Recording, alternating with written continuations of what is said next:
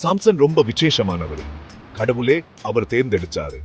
Samson ரொம்ப வீரமா இருந்து அவரோட ஜனங்கள் காப்பாத்துவாருன்னு கடவுளுக்கு தெரியும். சாம்சன் ஒரு நாசீரியர். அதனால அவரு சில விதிமுறைகள் பின்பற்றணும். முடி வெட்ட கூடாது, மது அருந்த கூடாது. சாம்சனுக்கு அபரிமிதமான பலத்தை கடவுள் அளிச்சாரு. அவர் உலகத்திலேயே பலசாலி.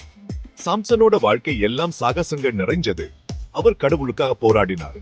நன் நம்பிக்கை என்ன செய்யணும் சாம்சன் காட்டினாரு. ஒரு நாள் ஒரு சிங்கம் சாம்சனை தாக்க ஓடி வந்தது. ஆனா சாம்சன் ரொம்ப பலசாலி. அவன் சிங்கத்தோட போராடி அதுக்கு எதிரா நிக்க முடிஞ்சது. அவர் அந்த சிங்கத்தை வெறும் கையாலேயே கொன்னுட்டாரு.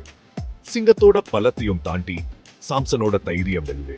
இன்னொரு முறை நிறைய படை வீரர்களோட சாம்சன் போர் செய்ய வேண்டியதா இருந்துச்சு. அந்த நேரத்துல அவனுக்கு ஒரு பெரிய ஆயுதம் கிடைக்கல. அவர்கிட்ட ஒரு கழுதை எலும்ப மட்டும் தான் இருந்துச்சு. அதனாலேயே அவன் போராடி எதிரிகளை சமாளிச்சான். ஆனா கடவுள் அவருக்கு துணையா இருந்தாரு. கடவுளோட சக்தியால சாம்சனோட பலத்தையும் தைரியத்தையும் அதிகரிச்சான். எல்லா படை வீரர்களையும் சாம்சன் வெற்றி அடைஞ்சாரு. அவன் போராடி வெற்றியடைய எல்லாரும் ஆச்சரியப்பட்டாங்க. அவரோட பலத்தை பார்த்து எல்லாரும் ஆச்சரியப்பட்டாங்க. சாம்சன் ஒரு நிஜமான நாயகனா மாறினான். அவர் அவரோட ஜனங்களுக்கு ஒரு நிஜமான நாயகன். அவன் தன்னோட தைரியத்தாலும் கடவுளோட துணையாலும் எல்லாருக்கும் உதவினான். அவரோட கதைகள் எல்லாம் கடவுளோட சக்தியை பத்தி நமக்கு சொல்லுது. அவன் கதைகள் நம்மை நம்பிக்கையோடு நிறைவேற்றுது. கடவுள் நமக்கும் பெரிய பெரிய விஷயங்கள் செய்ய உதவி பண்ணுவாரு. நம்மை நம்பிக்கையோடு தைரியமா இருக்க சொல்லுது. சாம்சனுக்கு டெலிலாங்கிற ஒரு பெண் மேல காதல வந்துச்சு.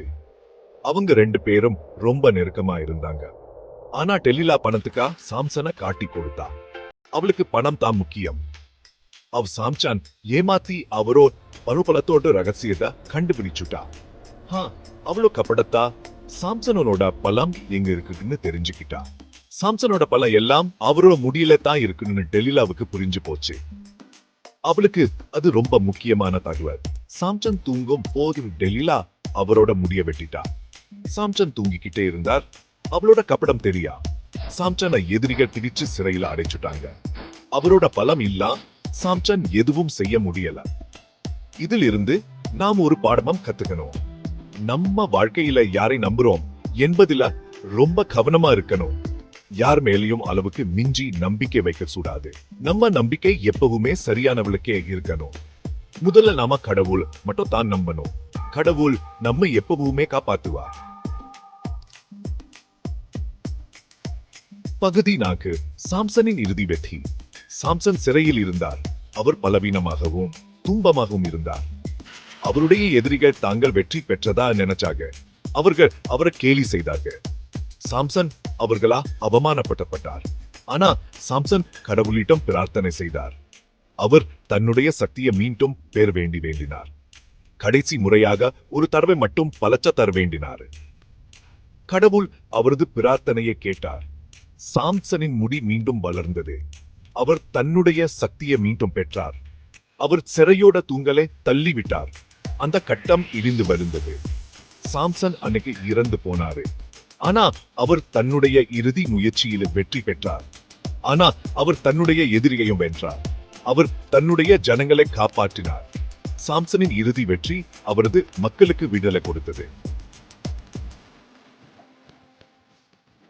பகுதி சார்ந்த நம்பிக்கையின் நீடிச்ச மரபு. சாம்சனோட கதை ஆயிரக்கணக்கான வருஷங்களுக்கு முன்னாடி நடந்தது. ஆனா இன்னைக்கு வரைக்கும் மக்கள் அதை படிக்கிறாங்க ஆர்வமா. ஏன்? நம்பிக்கையோட முக்கியத்தை சாம்சன் நமக்கு சொல்லி தராரு. நாம் தப்பு பண்ணிட்டாலும் சூட கடவுள் நம்மள் பயன்படுத்திப்பாரு. சாம்சனோட கதை நமக்கு துணிச்சலை தருது. நம்பிக்கையோட நம்ம பிரச்சனைகளை எல்லாம் எதிர்த்து நிக்க கடவுள் நமக்கு வலிமை தராரு. சாம்சன் மாதிரி நாமளும் கடவுளோட உதவியால பெரிய பெரிய விஷயங்கள் செய்ய முடியும்.